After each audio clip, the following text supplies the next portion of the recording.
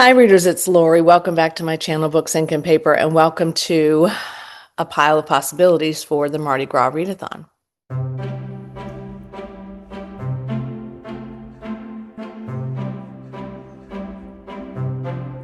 I have created this pile of possibilities both for you and for me because I am looking at what I'd like to read during the Mardi Gras Readathon. If you didn't see the video, this begins on January 17th and ends on February 17th, which is Mardi Gras Day, Fat Tuesday. So you have a whole month to read whatever you'd like to fulfill these prompts. And I'll link the announcement video in the description box below, but I have a number of possibilities for myself and for you as well. One of them for each prompt at least, and for one, I think I have more than one prompt or more than one book that could fulfill that prompt. Goodness, I am a little rusty from being out for a little while. I do feel much better. Thank you to those of you who have reached out and asked. I just had this virus that seems to be going around, and we've all, not all of my family, but my partner and I both had it, and her coworkers have had it, and other people I know have had it, and so it's just a thing. But I'm hoping that this is the last day of it and that I feel tip-top for the rest of the day. So let's get started. So there are, if you remember, 9 prompts for the Mardi Gras Readathon. There is a graphic in the group on my Discord, so be sure to join that if you haven't already. I'm so excited to see so many of you coming in, so many of you that are new. And we're going to talk about a book for each prompt, and like I said, there's one that I have a few. So the first prompt is to read a book about royalty, and this is The Remains of the Day by Kazuo Ishiguro. This is one that I got, I think, last year in New Orleans at a bookstore with my daughter. This is a Pulitzer Prize winning, Nobel Prize winning author, and this one is very popular. It's an adaptation as well, which stars Anthony Hopkins, but, and maybe, is it Emma Thompson? There's somebody else I love in it, but this one has been on my radar for a long time. And I just purchased it last year. I could have gotten it at the library multiple times, but I just decided this was the time. This is a very famous author. He's very well known and he's well loved. But this one is about an English butler whose name is escaping me. Stevens, that's all I know. Stevens. And he's been at Darlington Hall with this royalty, with this lord, for 3 decades, I think. Yeah, it's a long time to have the same job. And he's considering kind of what's next and reflecting on his life and his work. And I'm sure some of those things are pretty happy and some of them maybe not. But it says what's lurking in his memory are doubts about the true nature of Lord Darlington's greatness and graver doubts about his own faith in the man that he served. So it's called Brilliant and Quietly Devastating by one reviewer. And it's short. So a lot of these are short. That was my point. Felt like that would be a good thing if they were kind of easy to get through and fast. This one is actually the sequel to the book that we read last year for our group read by Ellen Byron. This is Wined and Died in New Orleans. This is the second in the vintage cookbook series. I got it a while ago last year, just hadn't gotten to it. Think I really probably just saved it for this, right? But this is about the same characters. And in New Orleans, vintage cookbook fan Ricky James Diaz has a number of cookbooks that she shelves in this museum, which is called the Bonvie Culinary House Museum. And she collects them and she posts them in the museum, obviously, and on their social media. And people just love her little shop. Now, there's a hurricane coming into New Orleans, both a real one and another one. When the hurricane has gone through and the damage is sifted through, there is an old bottle of wine that is worth a tremendous amount of money, and it was originally owned by the Charbonnet family. Jean-Louis Charbonnet buried it, and it's very, very aged and very, very famous and very valuable. So the Charbonnet family members come out of the woodwork to try to get their share of the money if this bottle of wine is sold to someone.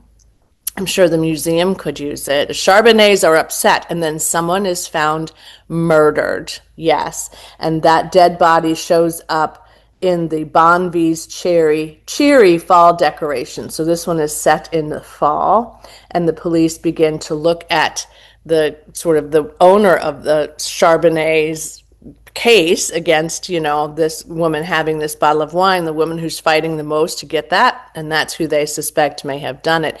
They do not kill our main character, luckily, but I'm not sure who gets murdered in this book, but I love the first one, and I think that this one will be great too, so I'm happy about that. So the next one is to read a book about cake, and I chose a Diane Mott Davidson this year. This one is a book I've had for a long time, Sweet Revenge, and I've read several of hers, but not enough to get caught up. She has so many books in this series, but I love Goldie Schultz, which is the main character. I realized last night when I was going through my list of series to possibly read this year, I realized that I have read some of these that are not in my marked as read in my systems in Goodreads or in Storygraph, and so I'm certain that I read many of these. I don't necessarily want to go back to the beginning, and you don't necessarily have to go in order to enjoy this book, although there are some changes in Goldie's life as time goes by. But I really enjoyed these. They're easy, quick, funny,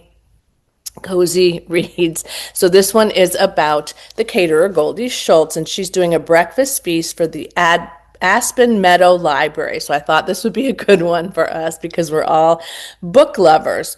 But the menu, along with the Great Expectations grapefruit, Chuzzlewit cheese pie, and Bleak House bars, I had to share with that, is a large helping of murder. So somebody is going to be killed, and Goldie, along with her husband, who is a police officer investigator, they try to solve the murders throughout this entire series. And honestly, you could pick up any of the books in this series written by Diane Mott Davidson, and I think you would still love them. The one that is set in France, that prompt is going to be for me, Little French Bistro by Nina George. I have some other books that I could have chosen, and I thought about one of them, which is nonfiction, but I decided I'm really committed to this group read, so I'm going to put this on the list because it needs to happen, right? So I've already been thinking about how many days I have till the 17th of January, but I really have enjoyed these synopses of Nina George's work, but I have not read anything by her before, so I'm really happy about this one.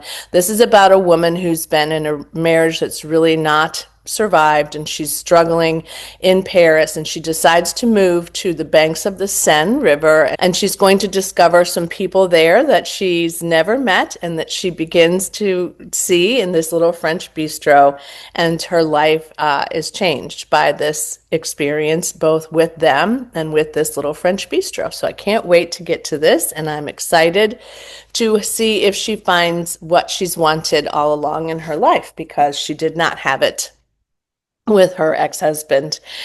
A ball or an elegant event is prompt number 5, and I've chosen this one because I really want to read this. The House is on Fire by Rachel Beanland. This is the author of Florence Adler Swims Forever. I've had this for a bit, as I have a lot of these. This one came out in, let me tell you, because I feel bad, 2023. I did not read Florence Adler Swims Forever, but I would like to. It's been on my radar for a while, but I chose this one because it is a book that at the time really spoke to me. So this is indeed about an event, a big event in Virginia's social season, Richmond, Virginia. There's a theater called the Placide and Green Company, and they're putting on plays for the Enlightenment at the front of a church. This church then is packed with participants for this particular event. As you can imagine, these are very elite people that have come, but there are also some people who are not elite and are taking care of the people in the event as well as behind the scenes, and in some cases are the people that belong as slaves to the people that are in Richmond that are watching this event. And the playhouse or the church sets on fire. And so everyone is having to evacuate. It sounds like it is horribly terrifying. And yet, it's been very, very well blurred by a number of people that I read and I enjoy. And so it says, when the middle of the performance, the flames begin, and Sally, Cecily, Jack, and Gilbert make a series of split-second decisions that will not only affect their own lives, but those of countless others. So it says it's a part moral thriller. You know, I love those, as well as a historical drama. And it also says that it offers proof that sometimes in the midst of a great tragedy, we are offered our most precious and fleeting chances at redemption. So that sounds lovely. The next prompt is a book about music, and I really struggled with this because I've read all the books that I want to about music. However, first I decided on this for the cover. Then I decided on this because I opened it up and looked a little ahead and discovered that there is indeed someone who sings in this book. So yay for me. Ballad of Songbirds and Snakes by Suzanne Collins. I've been wanting to get to this since the new ones have been released, and I've had it for a little while, but it's still a backlist read. I'm so excited. This is about, I never know his first name, Coriolanus. I don't know. Snow. So this is about Snow's past.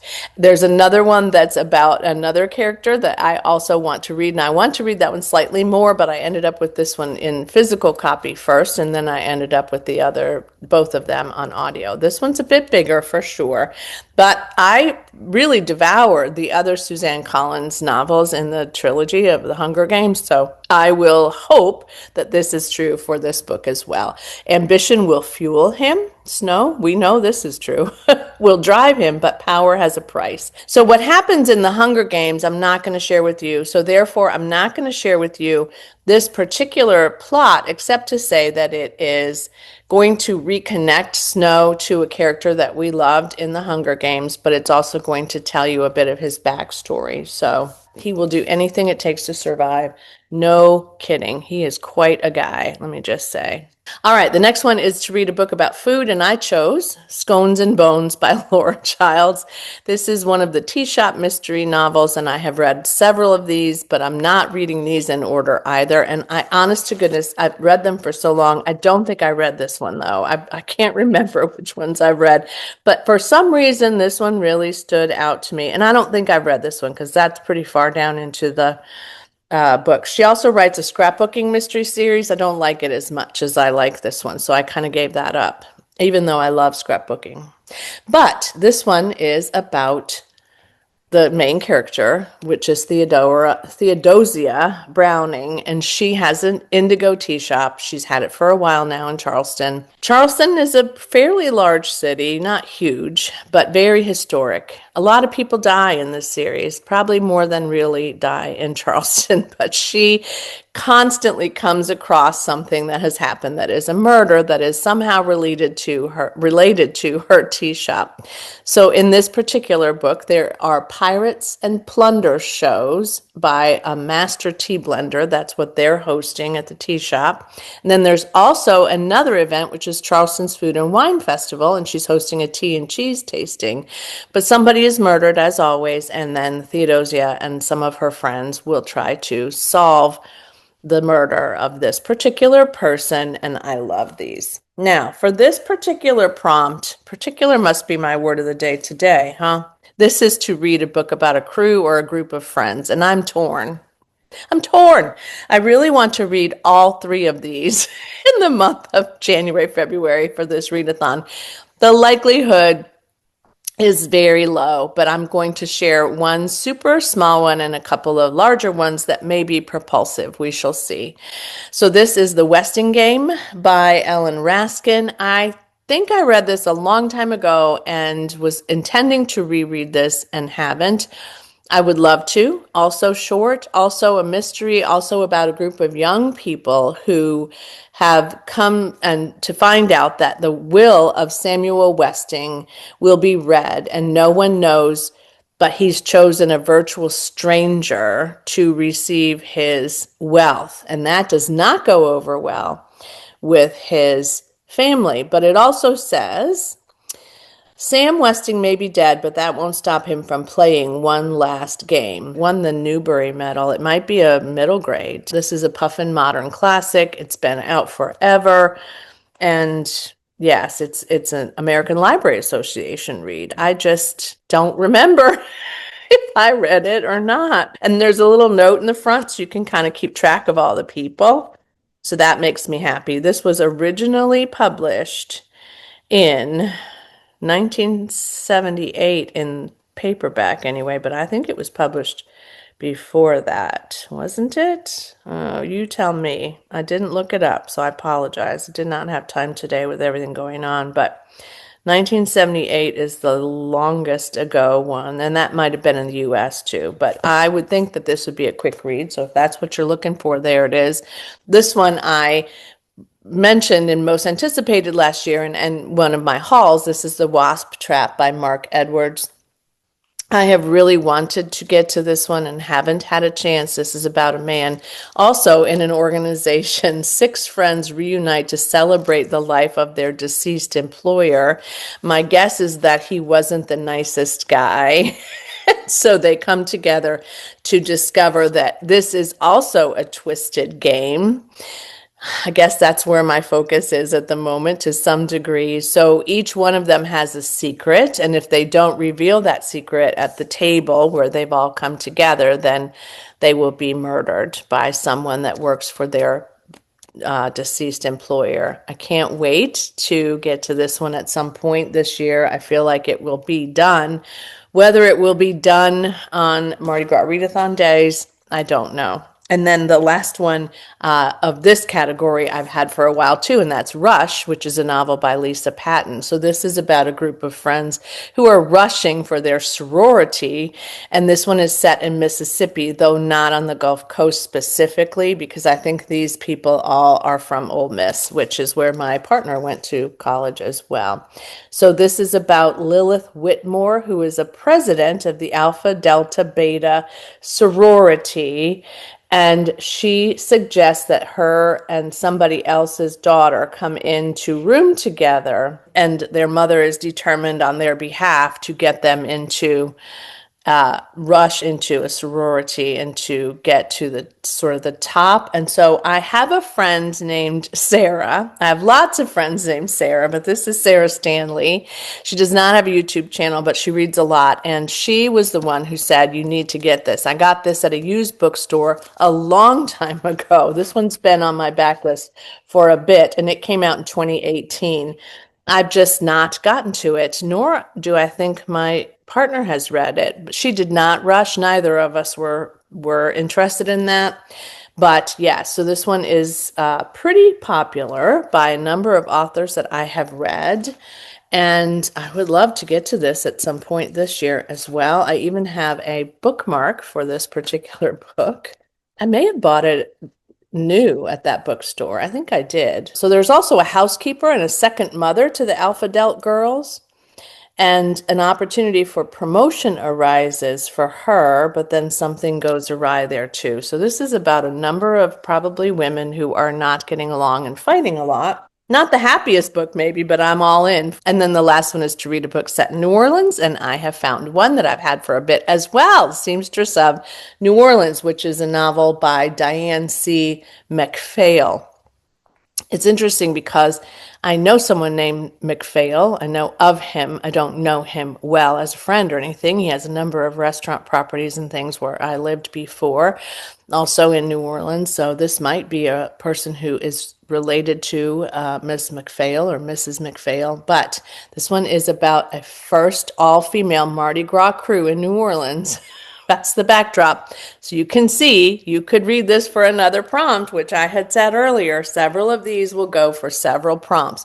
So 1900, historical fiction, dawn of new century promises social progress, but there are few options for people like Alice Butterworth, who's pregnant and abandoned by her husband. So she leaves Chicago's bitter cold and travels to New Orleans and offers sewing lessons at an orphanage.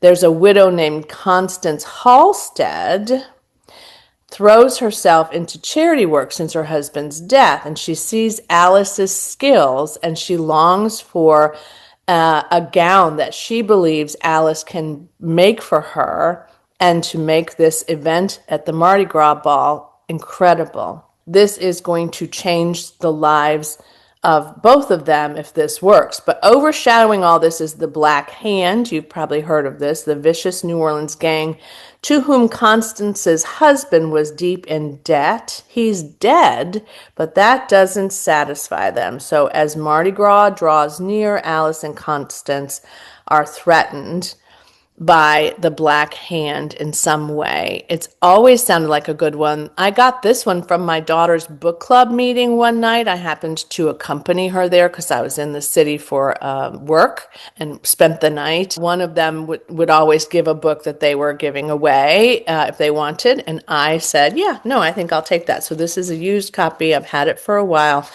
but I have not gotten to it. So this was written in 2022. It's not terribly old, but it's an older backlist read for me, and I've had it for probably 2, maybe longer, 2 years. So yes, please, I'd love to finish this at some point, but it would be a great read if you're interested in it for you to take a look at. Historical fiction in high numbers in this pile. And it's funny, I didn't intend this, but I was actually thinking the other day, what happened to your love of historical fiction? What has happened to you? And I know I've said this before. I read a lot of mystery thrillers, and there's a few here as well. But I really do love historical fiction, especially when it is very fast-paced and something that I'm really interested in. And I think that any of these would work for me. All of these would work for me.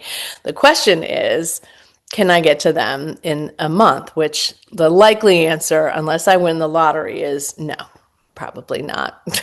So thanks for watching today. I hope that you enjoyed this video, and I hope you found at least one or a few books that you might want to add to your TBR, whether it's for Mardi Gras Readathon TBR or whether it's just for your TBR in 2026. It's hard for me to get used to the fact that this is 2026, and it's starting out a little weird, but it's not going to slow me down. I'm just going to get some things done, but I'm going to enjoy all of these throughout the year with some of you, and enjoy watching or listening to, or you telling me what you're going to read for this year or for Mardi Gras Readathon. So I can't wait. I hope this was helpful to you. I hope some of these are exciting to you. And as always, happy reading. Bye.